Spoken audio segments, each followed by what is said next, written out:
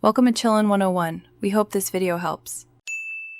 Combine 2 cups all-purpose flour, 1 cup fine table salt, and 1/2 cup sugar in a bowl. Cut 1 cup cold unsalted butter into cubes and work in until the texture is like coarse sand. Add 1 large egg and 1 teaspoon vanilla, mixing until the dough just comes together. Do not overmix or the cookies will be tough. If dough is dry, add 1 tablespoon milk at a time until pliable. Form into a disc, wrap in plastic, and chill for 30 minutes to relax the gluten.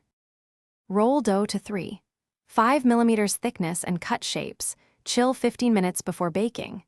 Use a light dusting of flour to prevent sticking, then transfer cut cookies to a parchment-lined sheet, placing cookies 1 inch apart on a parchment-lined sheet to allow even heat circulation. Chilling minimizes spread and preserves shape.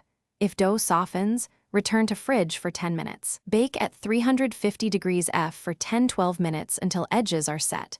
Do not glaze with simple icing made from 1 cup powdered sugar and 2 tablespoons milk for a thin coat.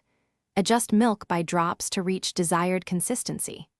Decorate with sprinkles or sanding sugar, while icing is wet for immediate adhesion, or pipe thicker royal icing for detailed decorations, and let dry 2-4 hours.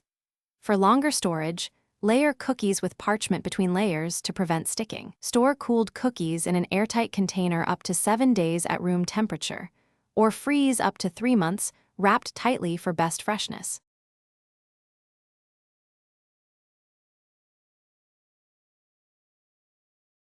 Thanks for watching.